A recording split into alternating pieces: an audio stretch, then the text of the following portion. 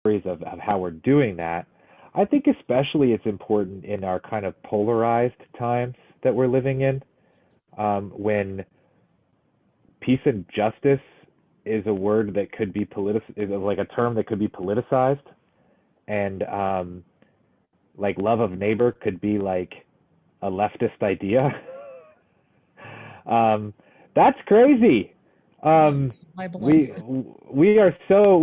our love for neighbor is so much more ancient than that. You know, the United States is a whippersnapper compared to the church, and so um, we want to just keep shining our Jesus light bright and figuring out ways through that new breed of darkness that would bury, that would cover the light of Jesus up with a bushel for the sake of some soundbite that we heard. Um, so we want to bind together across the whole church. We have this great network of the brethren in Christ to be influencing each other and loving one another and encouraging one another. And as we said, across all four time zones of the United States. I mean, there are more because I know Hawaii and Alaska might have other ones too. But let's exclude them for now so we can say all. They all count. Um, although we also include people from even outside of the United States, but um, it's our goal is to influence the United States part of the church, as the Brethren of Christ Peace and Justice Project, and we have ways that we do that. But let's have Curtis read our mission statement. Actually, no. Let's pray first, and then we're going to have Curtis read our mission statement. Let's be bound together. We can't get more together than how Jesus makes us. So to pray, I wanted to use this prayer from Malcolm Guite, who is an Anglican priest who writes lots of poetry. This is from his collection called Sounding the Seasons. Oh, did it get in there, Krista? That my Ascension poem? Maybe if you refresh, you might have opened it before I updated it. It's so wordy that they're gonna like you might have to close this and then reopen it. I'm not sure. But I want you to be able to see the poem because it's like a sonnet. You know, it rhymes and stuff and uses language in less than straightforward ways for beauty's sake. And when Krista gets it up there, we'll pray with it. But it's Ascension Day. Today is Ascension Day. And I like to say for Ascension Day, the day that Jesus went up to heaven, it's a day to remember that we're God's plan A. We, the church, are God's plan A. It's not like he has some other idea about how love is going to be known in the world. It's us. And Jesus gave us our marching orders and did something amazing, made God present on the earth in us, particularly in the Holy Spirit. But this is when we were entrusted with this mission, with this commission. So let's pray with this poem, Ascension by Malcolm Guite. We saw his light break through the cloud of glory, whilst we were rooted still in time and place, as earth became a part of heaven's story, and heaven opened to his human face. We saw him go, and yet we were not parted. He took us with him to the heart of things, the heart that broke for all the broken-hearted, is whole and heaven-centered now, and sings in the strength that rises out of weakness, sings through the clouds that veil him from our sight, whilst we ourselves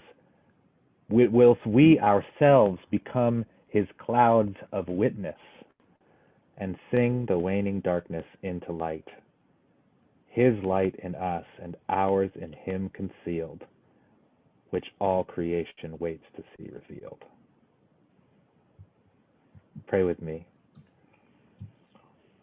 Lord, we're here to sing the waning darkness into light and to remind each other of the light that is in us, though concealed. And to be witnesses to your love. Unveil our eyes. Reveal now the glimpses we need to keep going until you reveal all. We ask in Jesus' name. Amen. Curtis, what's the Peace and Justice Project about?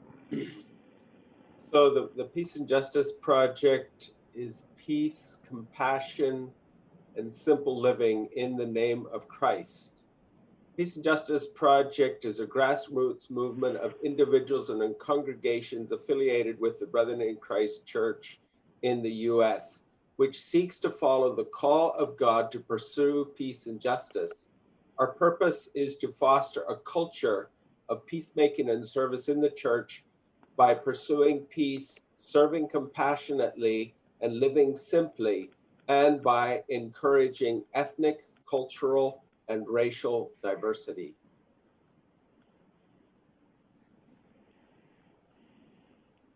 That's what we're doing. And we're doing it very simply with the Shine Bright storytelling event because it's just us. You know, we're just getting together, even if it's just a handful of us tonight. It's the idea is that this thing would have a longevity that would precipitate more stories, you know. And I don't know if we've really gotten there yet.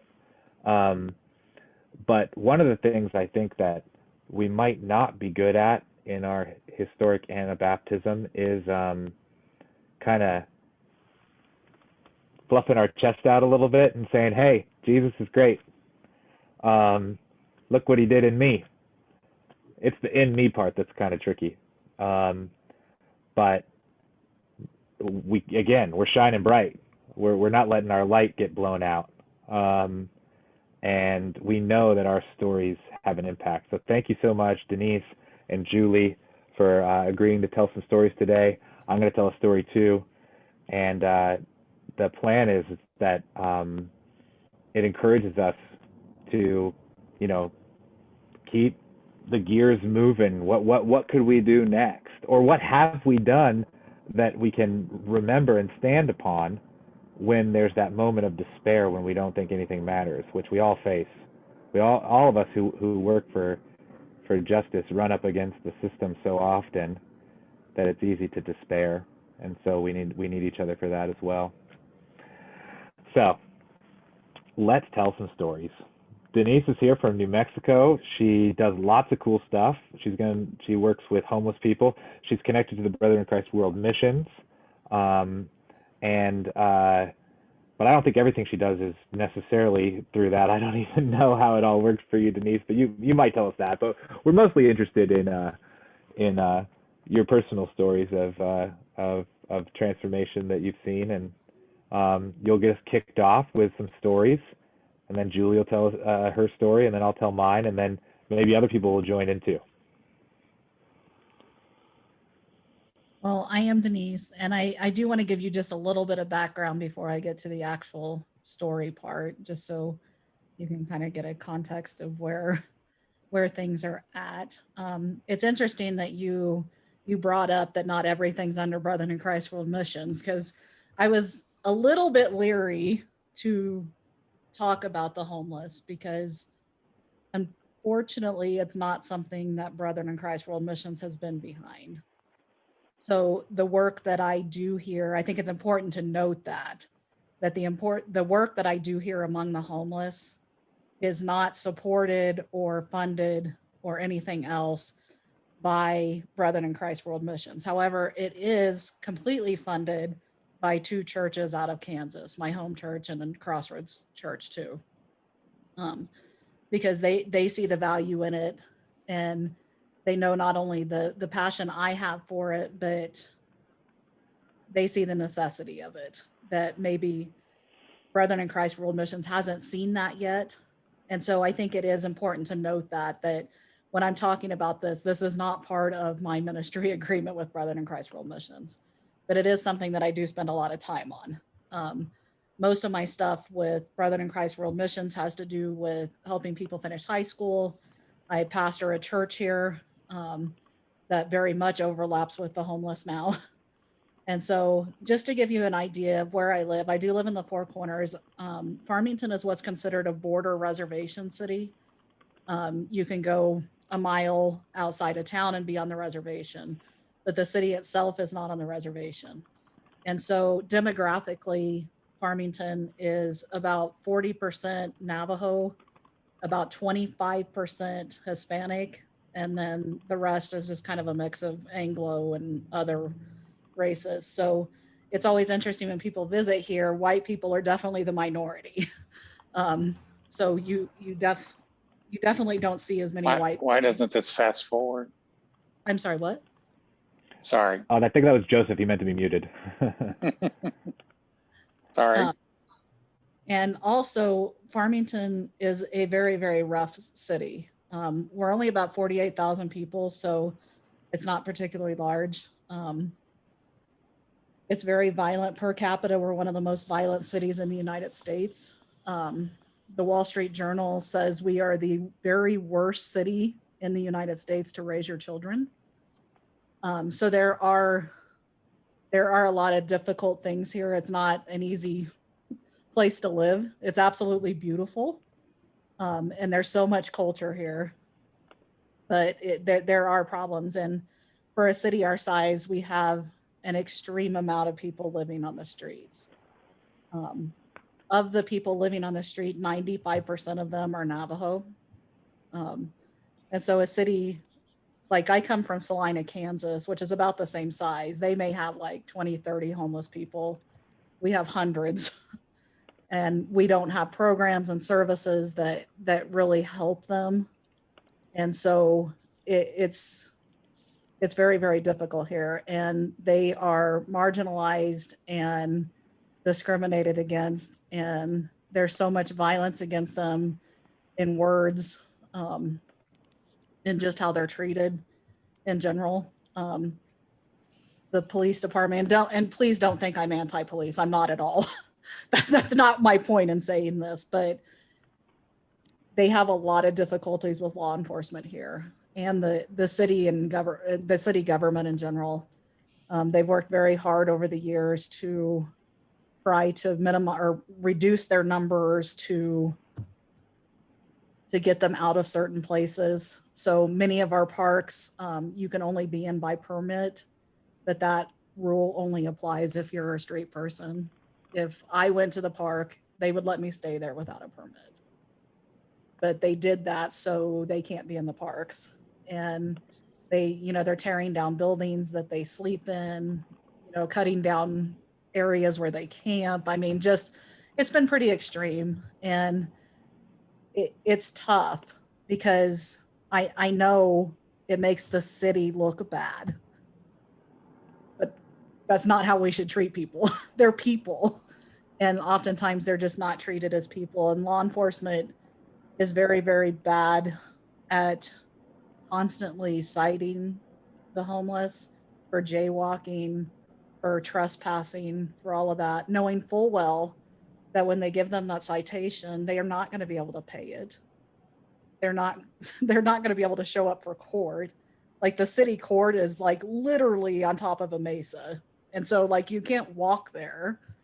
And so they give them tickets all the time, knowing that they can't do anything. But that gives them permission the next time a business calls on them or somebody in the community calls the cops on them, that then they can arrest them because there's a warrant because they didn't pay their fee and they didn't show up for court.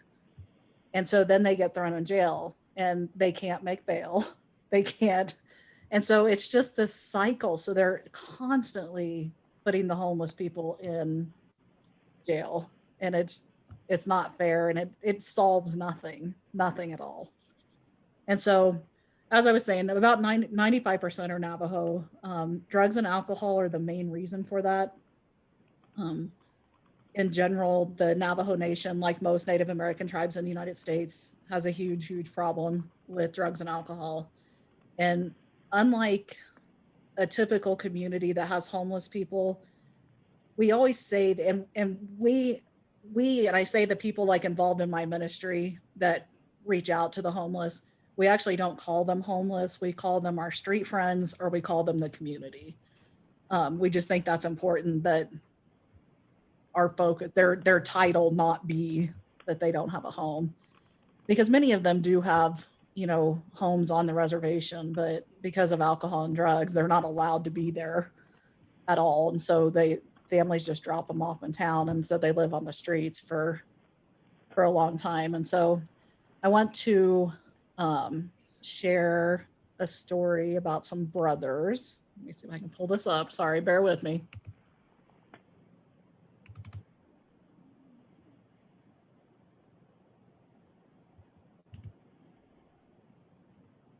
Okay, this may not work. I may just have to show you guys later,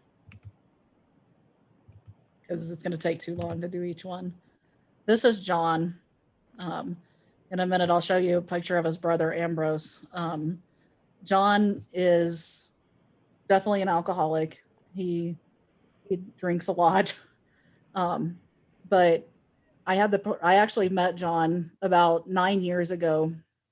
When I first came to Farmington, because I was at the BIC mission for several years. But when I first moved to Farmington, I definitely wanted to work with the street people, because I have a pretty colorful past, and part of that past was that I was homeless. And so I think that that's kind of what drives my passion to reach out to the homeless. And I didn't really have any structure or connection to anybody when I moved here. And so some friends and we would set up shop in the alleys and, pass out hygiene items and, that kind of stuff, and then food and snacks and stuff. And that kind of morphed into once a week in the alley, we would have a short prayer service and we would feed them a full meal. And so I met John, and I'll show you Ambrose. I met them about 9 years ago.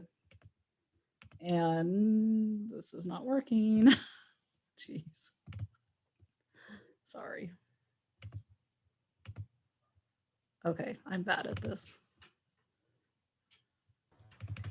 Denise, this is how I always am. Don't worry about it. It's part of the process. I was going to say, that's okay, Denise. I did this a little bit differently, but okay. Ambrose is the one that has the bandana on his head. John and Ambrose are brothers. Ambrose, on the opposite side of John, does not drink. He is truly his brother's keeper.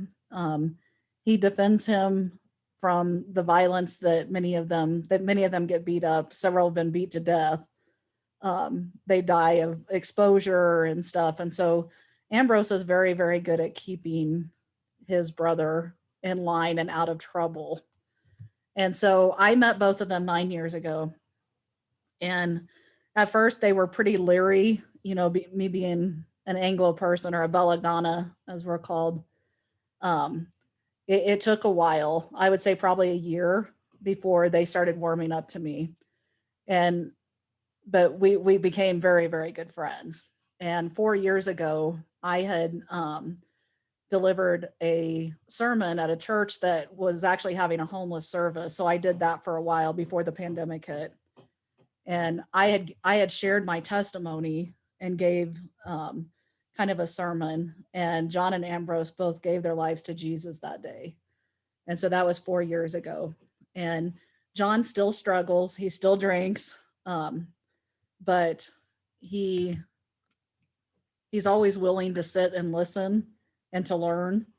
The church I pastor, we meet on Saturday nights and we have a meal, and we have a 12-step group that meets. John and Ambrose come every week. They participate in church and have for many years now. And so they're a big part of our church. And even our 12-step meeting, I mean, John has no intention of quitting drinking. So, but it's always good for the other people in my 12-step group to, so I can get out of here, to, just remember that we that are alcoholics were once there. And so we always like it when John shares. So, but these two guys have really, really given their lives to Jesus, truly. And this doesn't happen very often. The street people can be extremely difficult. I always tell people doing church or Bible studies for the homeless is kind of like having a middle school youth group, but they're all completely drunk. It's very disruptive. And so, but you know, I love it. So, um, can you see this picture? Am I in this picture that you can see? Yep. Okay. So I want to talk to you about Clyde. Clyde has asked me to marry him at least 500 times. Every time I see Clyde, he asks me to marry him. Clyde is another success story. You know, we hear so much negative because it seems like nothing ever changes here, that nobody stops drinking, nobody gets off the streets.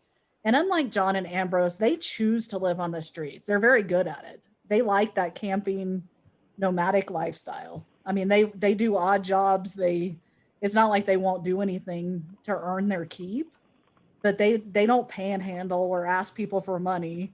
They just have lived on the streets for so long that that's just what they do. But Clyde is a different story. Clyde is actually very involved. He went through the BIC Overcomers Drug and Alcohol Treatment Program years ago. Has been very involved in a lot of the different church ministries we have out here. I know some of you know Ben and Eunice Stoner. They know him well. So all of our BIC missionaries and people out here know Clyde very, very well. He's extremely ornery. And for the first, I've known him probably about 7 years. And again, I met him on the streets originally. But he liked me from the very beginning. But he is definitely ornery, but for probably 5 years, I never saw him sober. He just was always drunk. And he got in trouble about a year and a half ago. He had actually stolen 2 semi trucks, which he claimed he was moving so somebody didn't steal them. And so he got in some pretty big trouble, and they sent him downstate to the prison. And he was there, and we kept in contact through, letters and stuff, because all of us here wanted to make sure that he didn't feel forgotten, that despite how difficult he is at sometimes, that we all still were invested and want him to know Jesus in the way we know Jesus. And so we've kept in contact with him. And a couple months ago, he was really released with just a slap on the hand. I think that they realized that his alcoholism is what made him think that moving a truck was okay. He genuinely thought he was helping. But he has now been sober for 14 months. He is not on the streets anymore. And he is working for the community center that I work at and for some of the other BIC ministries out here.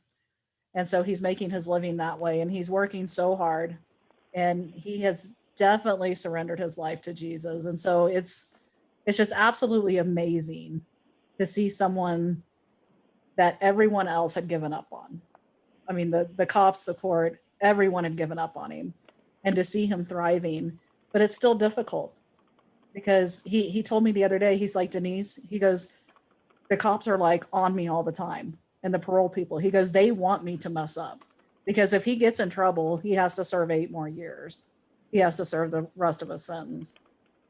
And so he just feels like, and it's not paranoia. I mean, they really are, watching his every move, just trying to catch him in that one little thing, jaywalking, anything, so they can get rid of him again. And so he needs lots of prayer, but it's refreshing to me because, for the first 5 years I did homeless ministry, I didn't see too many victories at all. And so these 3 guys have just blessed my life in so many ways. And I see them as people, unlike so many others in our community. Like even some of the churches here just don't want anything to do. They won't let the homeless come in on Sunday because they're disruptive and they stink and, all that stuff. And so my passion is for people to understand that they're people too. They're not, I mean, no one wants to be gross wants that. I mean, we don't know what decisions, what happened to them in their life that got them to this point. We just don't. And so I just wanted to share some of the stories of redemption, because I think more people need to see that there is hope. And so, there may be 150 that will be disruptive and drunk tonight, but there's 3 men that love Jesus that will be okay tonight. So That is so awesome. I love you said for the first 5 years I didn't see too many victories, but and it seems like nobody ever gets off the street, but sometimes people do, and that kind of persistence in the face of impossibility is what we're here to do. You're lighting us up. Thanks, Denise. Because even if we don't, even if we, I go think ahead. that some of the hesitation that some churches and organizations like Brethren in Christ World Mission are hesitant, because it is hard to gauge success. Because sometimes we have to have a measurement of, is this effective? Is this working? And sometimes that's difficult, and with a people group like our Street Friends. So Yeah.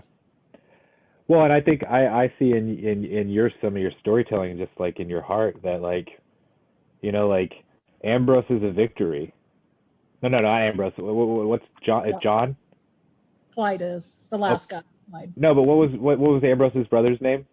Ambrose's brother's John. John's the one that's still drinking. Yeah, John's drinking all the time, but he's part of the church, and he loves Jesus somehow. That's good. It's good enough, or it's there's not no good in that. Oh, and they, the cool thing about them is because they're kind of leaders in the street community. And so, they bring people in all the time because people follow them because they're very charismatic and friendly.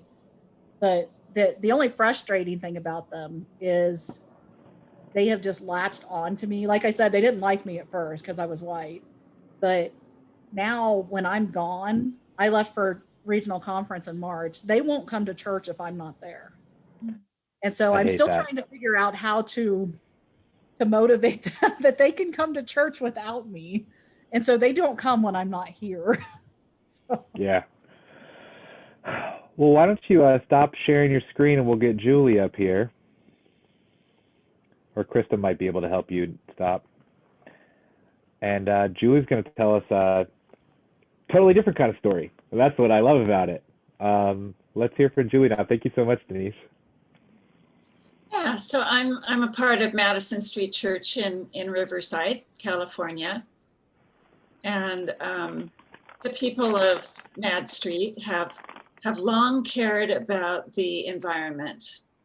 We've had a deep sense of God-given responsibility to care for the earth that God's given humans to enjoy and steward. And so our history includes things like running our own recyclable center, collection center, before the city started collecting stuff. It includes bike to worship meetings on Sundays and some book studies about the environment and some participation in climate marches and a bunch of us driving hybrid or electric cars. Our current peace building and justice team that I'm on and that Christine is on too, has agreed that environmental justice continues to be a good thing for us to work on. And so this evening, I want to tell you about some neat opportunities that we've had in just very recent weeks to partner with a local chapter of a secular climate change organization called 350.org. This is just a really baby kind of ministry.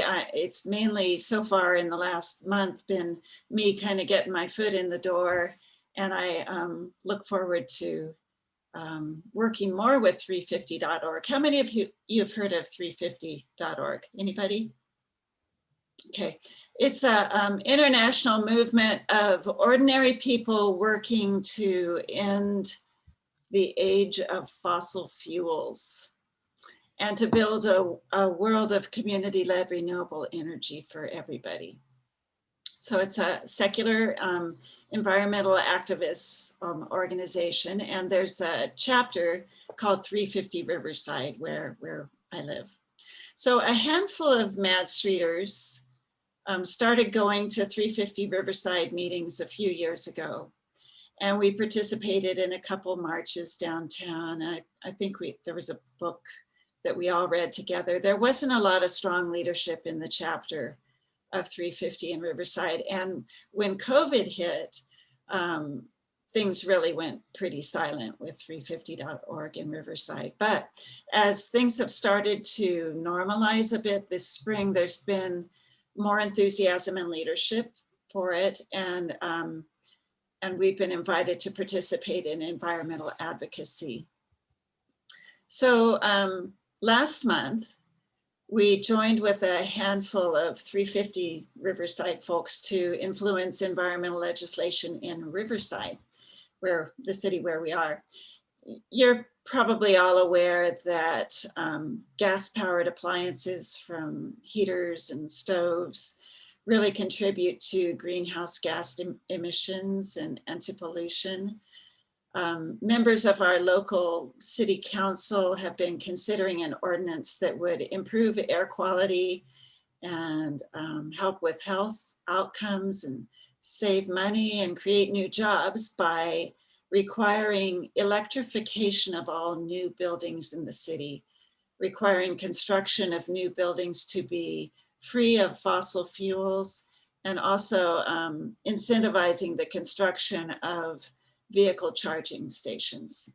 So our connection with 350.org helped alert us to the opportunity to submit public comments online or in person, and thus to help pass a major environmental bill in our own city. Right now, it's still working its way through committee, so that it hasn't passed yet, but I imagine there'll be opportunities for us to engage with this in the future as well. So also within the last month and working with 350, a couple of us have been able to influence a ruling by the South Coast Air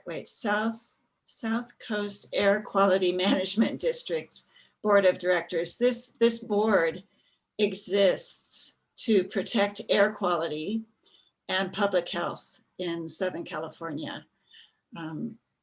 In our area, a primary source of air pollution is the logistics industry, with its humongous warehouses and its huge truck fleets. And the burden of the pollution from the trucks and the warehouses falls mainly on the health and safety of the disadvantaged persons who live in neighborhoods near where the warehouses are located. So in recent weeks, this board, the Air Quality Management Board, has been considering adopting or implementing a ruling to require that over the next 3 to 5 years, the trucks that service the logistics industry warehouses be switched from gas powered to electric powered. And just last week, a couple of us from Mad Street, along with a few other 350 Riverside members, were able to offer public comments when the board met by way of Zoom. And interesting, they gave us exactly 60 seconds each, and they were cutting people off mid-sentence if you didn't get your comment in. So it's a little, anxiety producing, but I carefully crafted my comment. And as my husband was listening, he was looking at the timer and he said, I made it at just 60 seconds. So I, was able to urge them to pass this ruling. And I was able also to weave into my own comment, humbly and not obnoxiously, I think, the fact that I'm a member of a faith community whose Christian community to peace and justice and stewardship of the world compels us to take seriously our responsibility to care for the well-being of the environment and of people, especially disadvantaged people in our community and the broader world. And happily, we learned by the end of that day, after the public comments day, that the board had voted 9-4 to enact this stringent rule to require the trucks to be electrified. Yeah. And another like impossible victory. What are we? We're just like so good at changing the world. We got homeless people getting off the street. We got boards that are made to protect air quality, protecting air quality. Yeah. Well, they were getting a lot of pressure from the warehouses, and to relax some of the stringency of the ruling that they were considering. And so I think it made a good difference that we were actually we learned, they said there were 155 people from the public who were on the Zoom call waiting to give their comment. And luckily, we got to be the second, third, and fourth ones to give our comments. So maybe people were actually still listening at that point, you know. So finally, and again, just within the last month, like I said, this is really just a very baby step of working with 350.org. I got to influence legislation in California by way of a Zoom connection with a district representative who works for our local state senator, Richard Roth. And the three of us from 350 Riverside who were on the call reintroduced ourselves to the senator's office, because it had been a while since we connected. I never had. And we urged his support of a handful of bills related to plastic pollution in the state, and also related to building decarbonization in the state of California. And I don't know the outcome of those bills yet, but we urged him to support them. And it felt so easy. It felt really natural to talk with this district rep of the senators who Zoomed with us. And it just makes me think this is so easy to do, especially when we're Zooming. And we should be doing this all the time with important legislation coming up. And she was so sweet, and she was really interested in the environment too. And so glad that we called and we made this connection where we thought, okay, we can ask for Eileen, that's her name, anytime that we want to talk about a legislative issue having to do with the environment. Get her on, because she was so easy to talk to and pro-environment as well. And I was, again, able this time to just slip into the conversation in a non-obnoxious way that I was part of a Christian church that cared about the environment, and this was part of our following of Jesus.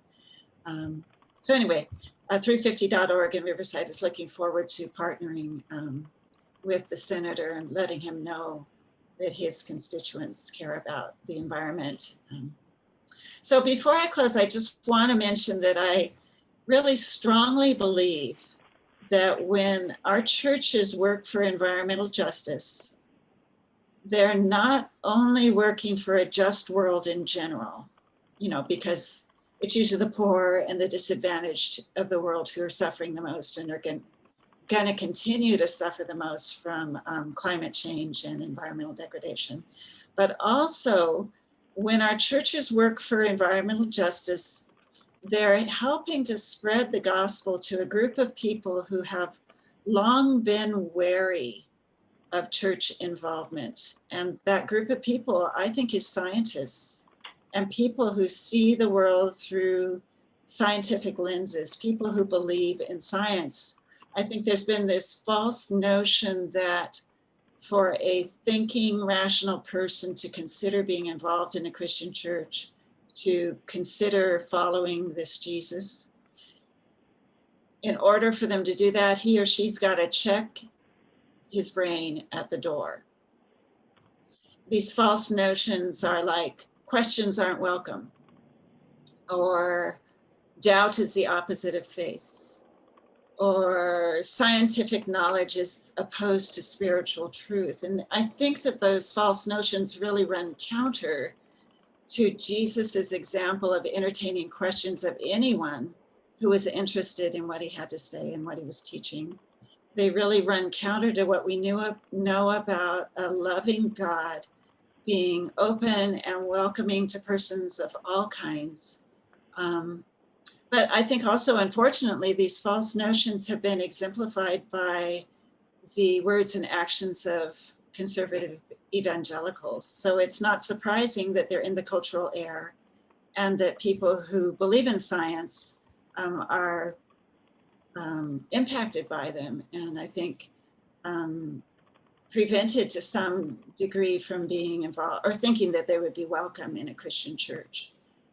So I think that when Jesus followers join with the science-minded kind of people who join environmental organizations like 350.org and dozens of others, and when they state what is true, that their faith in Jesus is in large part what drives their action on behalf of environmental justice, I think this is both surprising and very appealing to people who are drawn to science.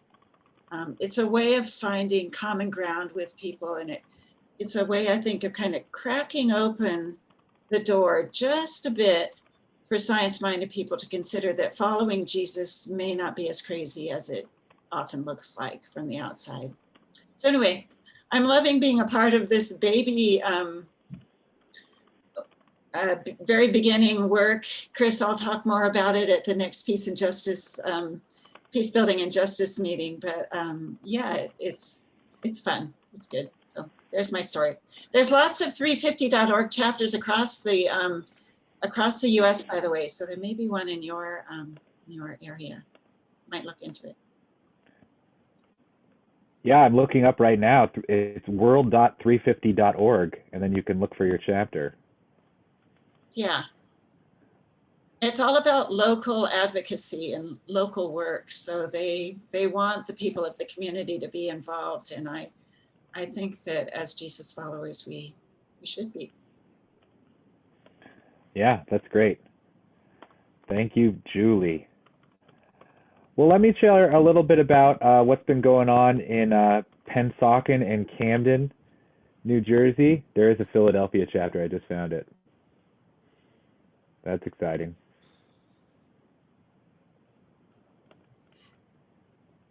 I got to get off of it, though, because I'm supposed to be telling a story.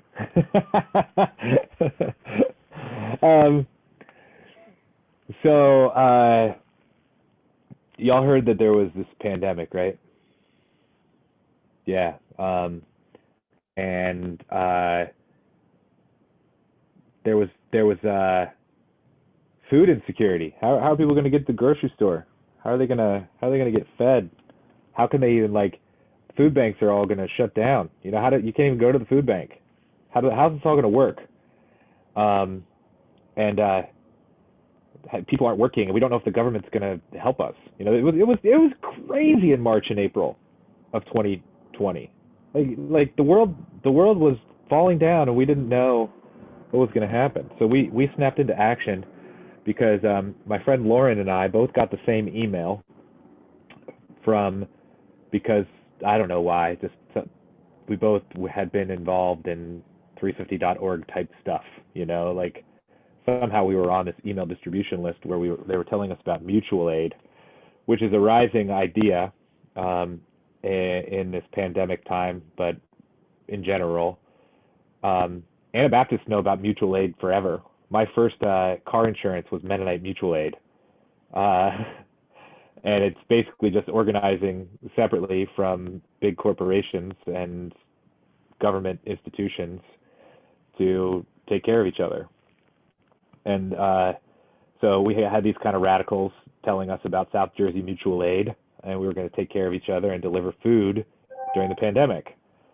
And they encouraged us to start our own chapters of South Jersey Mutual Aid in towns. And Lauren and I said, okay, we'll take Pennsauken because that's where our building is, in Pennsauken. Keep in mind the towns here, it's all one town, but they have separate municipalities. There's no delineation between where Lauren lives, where I live, and where our building is. It's all, you know, inner ring suburban sprawl. And anyways, so Lauren says, "Sure, I'll be the captain," and we just take off. And we made a Google Voice number, and then and an email, and we posted it on like in our neighborhood and on a couple of telephone poles, and then it just like kind of started going crazy because of course the need was there. It's like, "Oh, you'll deliver food to our house? Okay, I want that." And it just so happened that like everyone that responded was a Spanish speaker, and that's not surprising because our neighborhood is 60% Latinos. So we kind of had to scramble, and it was just kind of all hands on deck. It was really exciting in April when we were doing this because like I was delivering food at like 9:30 at night, you know, because we were doing it like the food would like the calls would come in, and then we would go and make boxes of food and deliver them like on demand. Like that's how we decided to do it. Just like we're just delivering a couple boxes every day. No big deal. I'm already at the office. It's fine, you know. But it just the story that I want to tell is that like, okay, that's really exciting, and I do remember delivering. Just it was like around the corner. So I was just like, I don't know. I think I had my cell meeting or something like that. Or there's our small groups, and I was like, yeah, I'll just do it after cell. And so I'm just delivering food at like 9:30 at night to this guy's house. I'm like, I can give it to you, but I'm gonna get there at 9:30. Is that okay? He's like, yeah, it's fine. I think that was really fun and weird, but we couldn't keep that up. And also, you know, we couldn't keep just buying people food because that was our original plan. We just buy people food, and then we told everyone, hey, give us money. We're buying people food, and they did. We raised like $7,000 in the first 5 months. When it was, I mean, it might have only been like 4 months that we were doing it just on private donations. But then then it got institutionalized, and we hooked up with the Food Bank of South Jersey, and then then it's a new kind of fun because the government is just dumping food on you. It's just like pallets of food that might go bad if we don't give it out. Like it's crazy, and so it kind of put fuel in our fire. Because what we said when we got hooked up with the mutual aid people was food scarcity is not a matter of scarcity. It's just a bad communal distribution system. We don't distribute food well. And it's not even just that people can't buy it. It's that we don't distribute food that the government has already allocated funds to buy well. Like there's a glut of food. Like we had multiple food banks. Like we signed up with one food bank that we had to like drive an hour to, but they would let us take like as much as we wanted. Like the first time we did it, we rented a U-Haul truck and filled it with food because we had no idea what we were doing. And then we got hooked up with the local food bank, which was a little bit more like structured and stringent, but they would deliver it to us. And that other food bank was like, it wasn't totally free. Like we paid like 10 cents a pound or something like that. Like it was like no money, but it was like some nominal fee, and we had to rent the U-Haul to go drive down to Vineland to get it. So I kind of like this kind of craziness, but actually we're meeting next week to kind of probably pare it down even more. It's kind of getting more organized. Okay, how does this last for a long time? Because we have people who want to do it, but also like, you know, life is going back to normal. Like at one point, like in August, you couldn't do anything, but you had to go out and feed the dang people, you know, like that was worth the risk, you know? And so it was like a social, like life raft. I'm going to go box food and deliver it because I don't want my tiny little soul to become non-existent. And I need human connection. And that's waning, you know, that kind of incentive of this is the one thing I'm allowed to do is pretty much over. And also the risk is going down because lots of people are getting vaccinated, and people are able to leave their house and travel to a food bank instead of getting the food delivered. So we're trying to figure out how to move into what's next, where it's you know, some people who still need delivery because they needed delivery beforehand because they're disabled or something like that. I think we're going to try to fill that niche of, no, if you have a car and you're able-bodied, you got to come pick it up or go to one of the other ones and pick it up. But we're going to like kind of specialize in the delivery. And instead of delivering 30 boxes of food every Saturday, you know, we might deliver like 5 or 10. Well, we're going to see how that works out. We don't know exactly what's going to happen. But I want to show you some pictures of the pandemonium because pictures are fun. Joseph was as part of the creation of this team. He called people to get money. He's a good fundraiser. Let's see if I still have it up here. First, it's 350.org in Philadelphia. But here's my, we have a Facebook page, SJMA Pennsauken. There we go. So we turned our kids' room into a food pantry. And this is Lauren. She's the other captain. This is Sherry. She is a living saint. She'll do anything you ask her to do. And this is Trevor, who was Lauren's old student. Chris, you'll like that.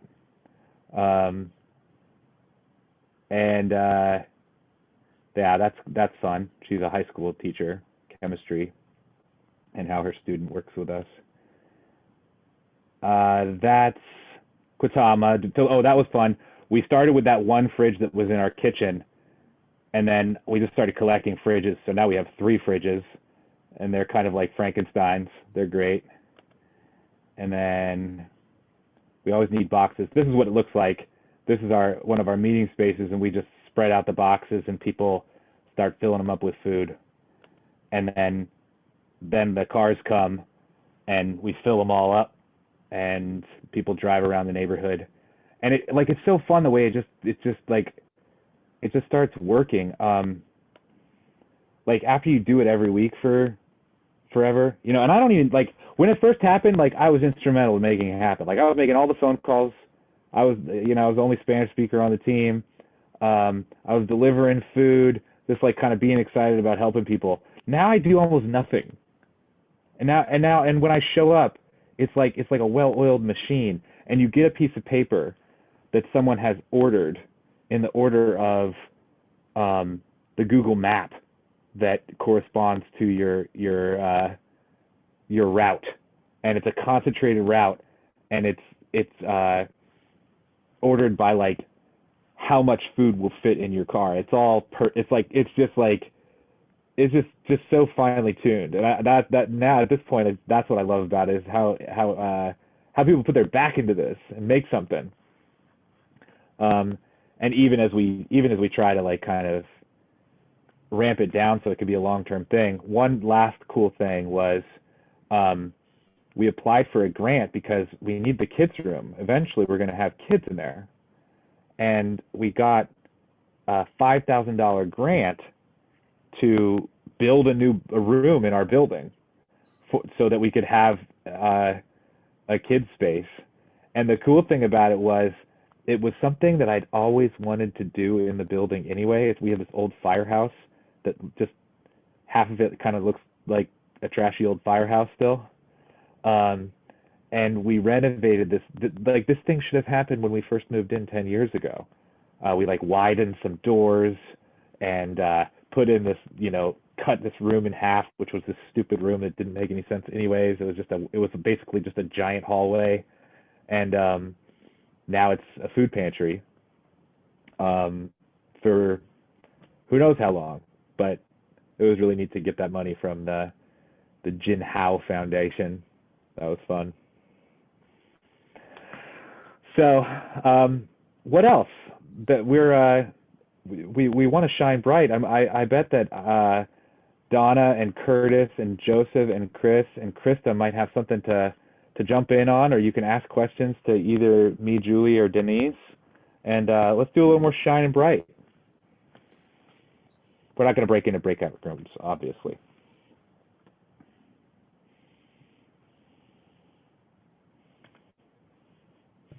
Oh, I just wanted to say to Denise, what a amazing gift it is that you recognize your street friends as fully loved and human, whereas a lot of community members I know don't, and whether they change at all, it not really, I mean, it might be better for them, but it doesn't matter in terms of their value. And I think that your heart must really speak to them. And I wonder, do you have a group of people that are on board with you, or is it something you pretty much do alone? No, okay, so before, like I said, originally I just kind of went to the streets. I'm a very much go-getter. I like going where the people are. And then for several years, I worked with an Anglican church, and we had homeless church on Sunday, and we did breakfast and stuff. That stopped when the pandemic hit. And the pastor there is aging, and so he is not wanting to resume that. And so because of my GED and my other ministry stuff, I had to find office space because where I met before was closed. And so in January, we moved into what's called the Hope Center. And so my GED office is there. My church meets there on Saturday nights, and that I feed the homeless on Sunday mornings. There is the group of people, there's 9 ministries that work in this building. It's kind of like a ministry center. There are groups that feed the homeless on Tuesday and Thursdays for lunch. And so they're the ones that have really pushed that we don't call them homeless. So when we put a sign up that there's food, we say the community is welcome, or our street friends are welcome. We never, because it's almost a derogatory term sometimes. Yeah. To call them by their circumstance instead of by who they are. Right. And Right. so, but yeah, it's just, I mean, and it's interesting listening to you, Ben, because you guys being in cities had this whole pandemic a whole lot different than we did. I would have loved to do what you did, Ben. To say there was food insecurity, and I'm not trying to put this on me or say, oh, poor us, we were worse, but per capita, the Navajo were harder hit than any people group in the entire world. And there were, I would say it was I had COVID in May, so I think it was probably in April. There was a week that I had no food. Our stores had no food, none. You have to understand, we don't have a major highway here. We have no rail system. So on a normal basis, we're not particularly well stocked. Thank goodness Ben and Unistoner have chickens. So I had lots of eggs. So I call that my egg week. So, I mean, it was absolutely drastic here. And then things got so bad last December when we had kind of our second wave that it took 3.5, 4 hours just to get into Walmart. And they were a little bit more stocked, but you had to wait 4 hours to go in. And so there was a group of us, and we were just driving to Colorado, which was a little bit more open than we were. And so but that's been particularly hard for the homeless because, all these places that had soup kitchens and they had, regular feeding programs and stuff, all of that disappeared completely. And they were one of the hardest hit groups in New Mexico, the homeless were. In fact, they think that was our first huge outbreak started with the homeless. I mean, we had shelters in Albuquerque that had 500 people that had COVID. And they're not healthy. And so there was so much death. And so that's been a difficult thing because of the pandemic, but it's getting better slowly, but I have 10 good friends that have died of COVID, and Wow. nine of them were Navajo and 3 of them were street people. Kind of the two Americas right there. Totally different experience. I love what you did. I'm like, man, if we could have did that. I mean, the government was literally doing airdrops on the reservation. they were dropping like supply boxes onto the reservation. And so, because you have to understand it's so difficult out here. So many people don't have running water or electricity or anything like that. And people don't think about that being a thing in America, but it is. And so, like, even when I hear your guys' passion about the environment and stuff and the gas, I'm like, if we didn't have gas here, they wouldn't do anything else. But if you look on a map, we have the worst methane gas bubble in the country is right over our county. And so, but we're an oil and gas community. And so that's what happens here. So, Yeah.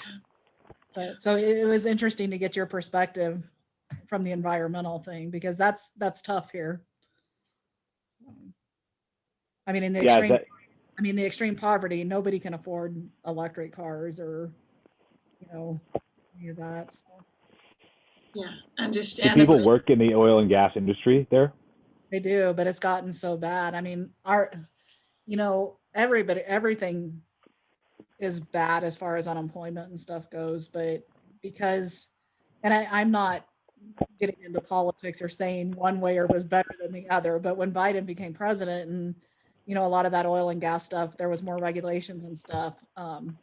I know probably 10 or 15 people that lost their job just because they weren't allowed to keep, and our unemployment rate is already like 3 times as high as the national average.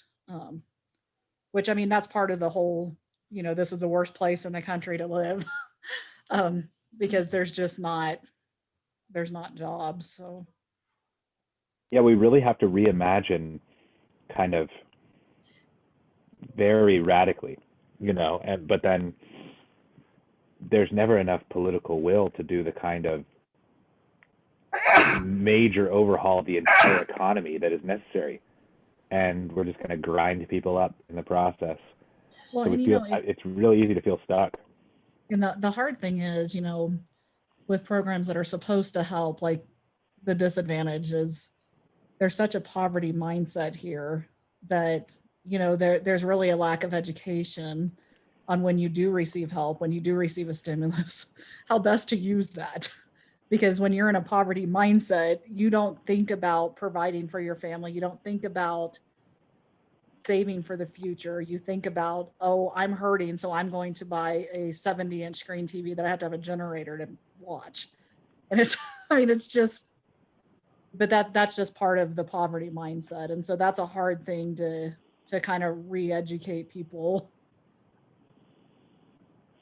Well, and like you're saying, it's kind of this balance between like, or we're just gonna not, you know, and we're gonna love them where they're at, and just walk alongside of them, and you know, fixing their life isn't exactly my job. Right, exactly. And like Christine said, I mean, you know, even if they never make progress, that's not the point. We're called to love them. Jesus forgave the thief on the cross at the 11th hour. He didn't ever go to church. He didn't ever do a Bible study. He never did any of that. But Jesus still saw him as worthy of saving. And so I just, you know, we have to look at people, the people around us that are different from us, that are difficult, and remember that Jesus loves them enough to die for them too, just as much as he loved me enough to die for me. And so we have to keep that perspective, or we lose that and we see them as, you know, smelly and difficult and a problem, and not as people that Jesus dearly loves. Mm-hmm. Go ahead, Donna. I think one of the things we need to do, we other people who aren't in that situation need to do, is to get over ourselves and our mindset that we can come in and help them be the way we think they should be. And like Denise said, some of the people who live on the streets, that is their life, that's their home. And in some ways, calling them homeless is not accurate, because that is their home. That's where their comfort zone is, that's where they live. they have the skills and tools they need. They have their community, and for them, that's their home. We say sometimes the people in our church, the people in our neighborhood are like family. Oh, this is our family. And for them, that's their family and that's their home. And it's so easy for people who don't live like that to feel like, oh, I'm gonna feel good by going in and rescuing them and helping them. I'll go take a whole bunch of food, or I'll take a bunch of clothes, or little bags of soap and toothbrushes, and that then I go back home again to my comfortable home and feel really good about myself. And it's not a, and those kinds of things might work in some settings, but I think we need to realize that it's not a one solution fits all. And what I might want, what I might think I want if I was in that situation is probably not what I really would want if I was in that situation. And I'm thinking of personally of my past. I'm really glad, Denise, you shared that at a point in your life you had been homeless. And there are a lot of things in my past that high church people would say disqualifies me from being in vocational ministry, and including divorce and some other things in my past. And I know some denominations would not ordain a person or even license a person or let a person be in ministry at all in a leadership position who has been divorced. And so I had to write a number of papers with my paperwork to become licensed and then ordained when Barry brought my name before the Leadership Council. And I confessed that I felt a little defensive writing them, because I was thinking to myself, I know that some of my upbringing and past was environmental, but at a certain point as an adult, I needed to own the way I was choosing and doing and living.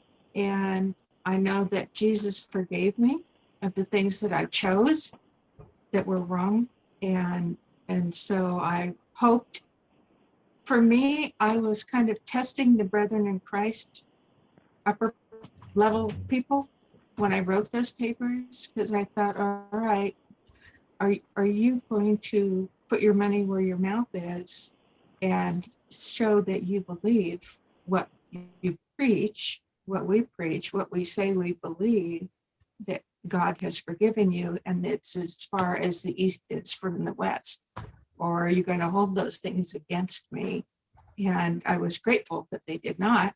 And I can now use those experiences, that knowledge, that unless you have lived a certain way, you can be a super compassionate, wonderful person, very tender-hearted and all that.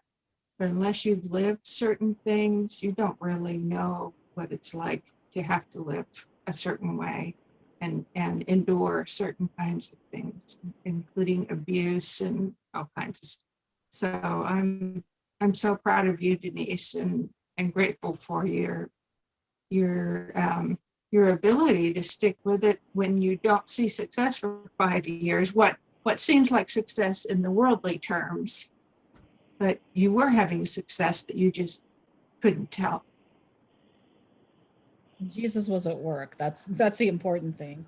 But I love what you said about, it has to be more than us giving a handout, just, doing stuff to make us feel better and, get those crowns or those jewels in our crowns.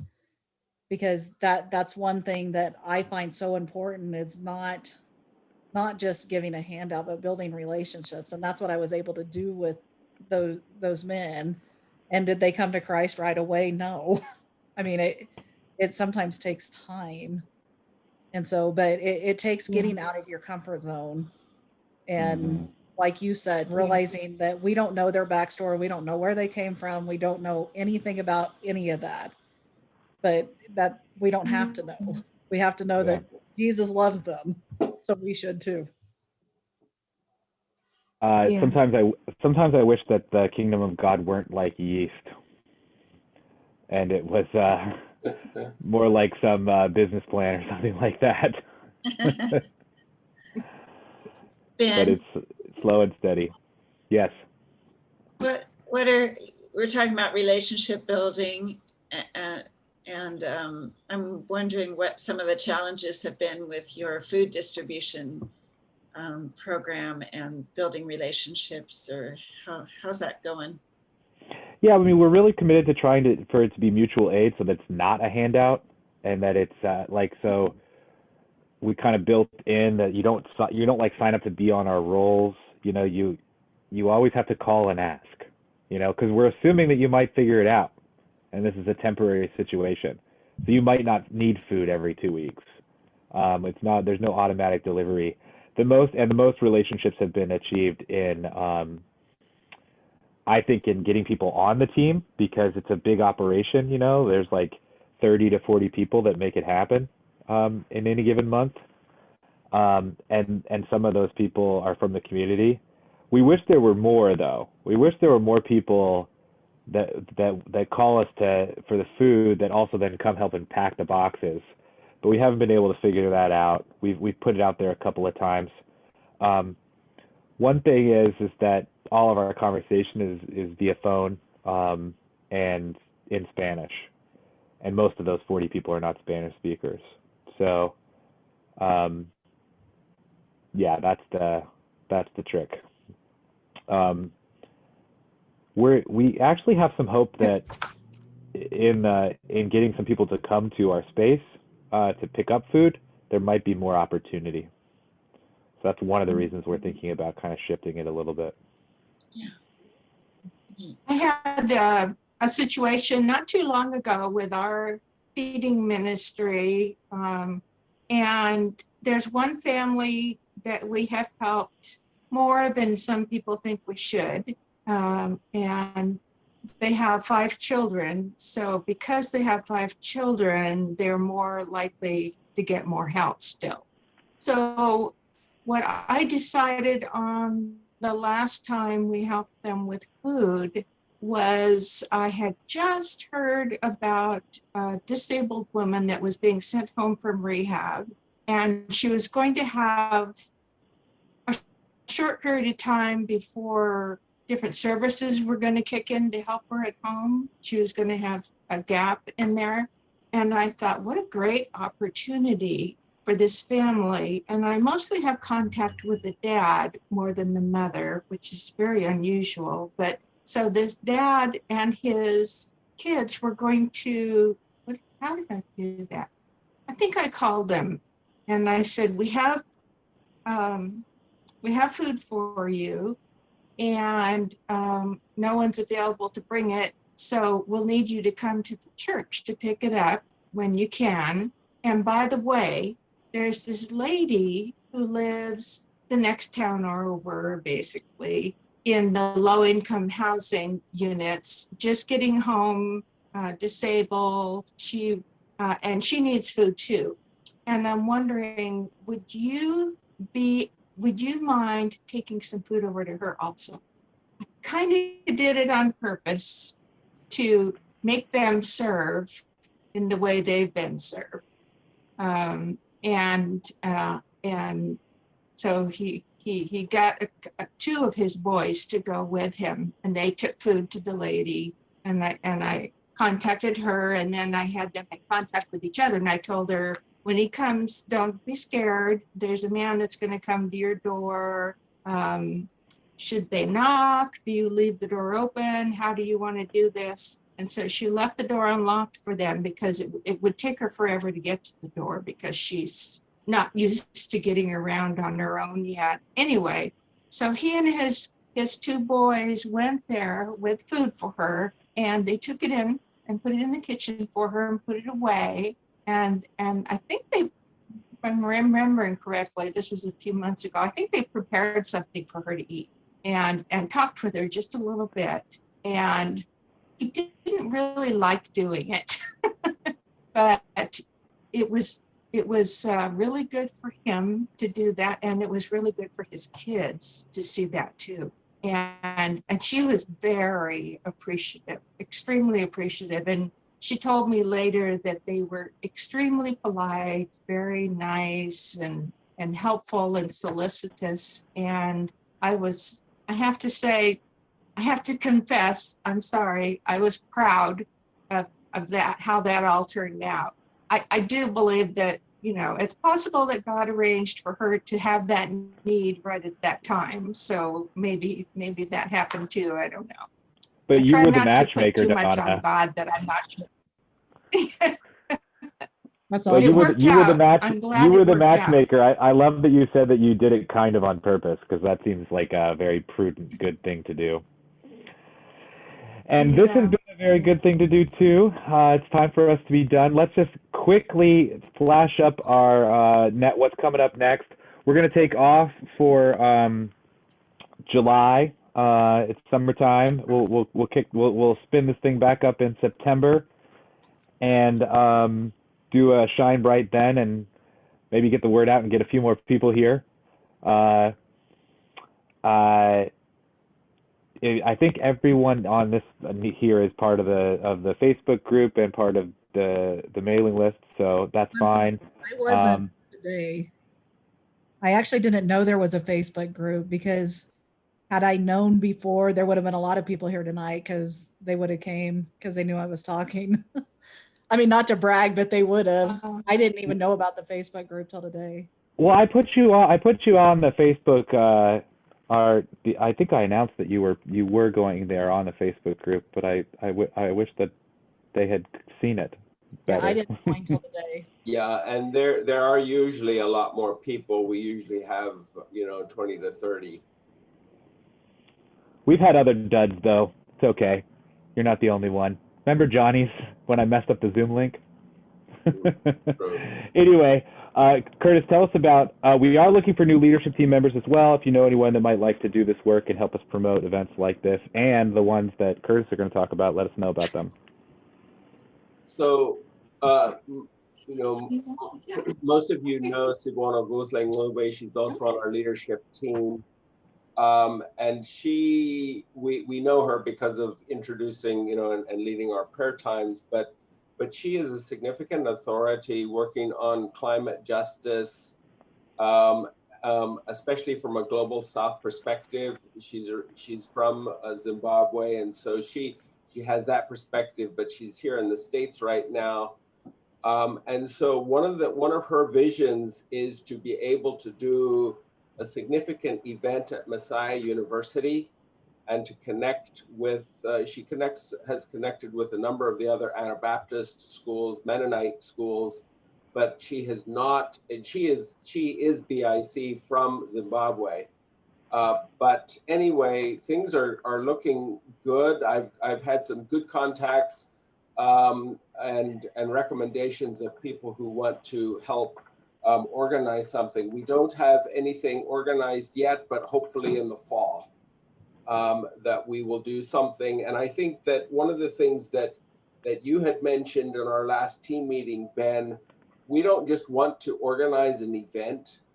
We want to help actually implement a movement. And so I don't know, to what extent we'll be able to accomplish that particular goal, but we are very fortunate to be able to have somebody like Dr. Ngluwe as a part of our group, and just to be able to work with us in that particular area. So I'm really excited about that. Also, just to mention, on May 27, that's during the day, starting at about 11 o'clock Eastern time, we have there's a seminar that's being hosted by the Theological Study Forum. It's a BIC group on immigration, and the 3 participants there from NPC So yeah, just being able to, that's another particular event. I think that event is also on our Facebook page. So just those are a couple of the shout outs that I'll give.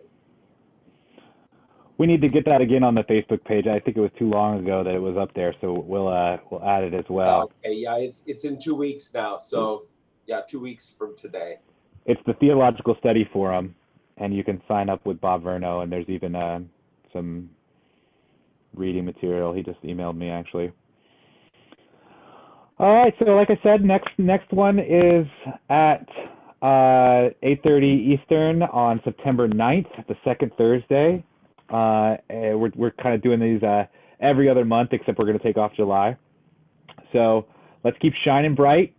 If you have any stories to tell, we'd love to get you in the docket for the next one. And it's been so good to be together. Thank you, especially to Denise. I think you count as our featured storyteller. And I'm going to write this up, and we're going to put out some of the video too. So even more people will see these great stories and get the coals warmed from what we shared tonight. So thanks for doing it, and blessings to y'all. I actually was talking to my daughter. I have a 22-year-old daughter, and I don't know if you kind of know my history, but she is passionate about social justice. She was a result of a rape when I was young, and so her story is quite fascinating, and she is half Black. And so she was like, oh, I would like to share sometime. So keep in mind, she would probably be willing to share. She's in. She's an actress. Send me her email. She did very well.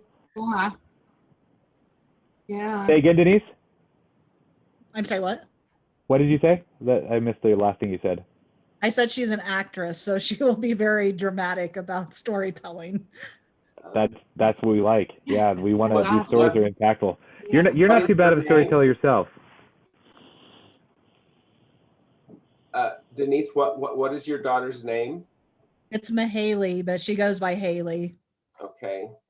So if you look up her IMDb, it's Haley Ann Conway. Oh, she's got an IMDb. Cool. She's been in a lot of movies lately, and Ooh. scary but cool too. So it's hard to keep your faith in that industry, but she's doing okay. Neat. Nice. All right, y'all. Well, blessings. Good to see you all. Take See you care. again soon. All right. Thanks. Good night, Bye, everyone. everybody. Thank you. Nice to see you.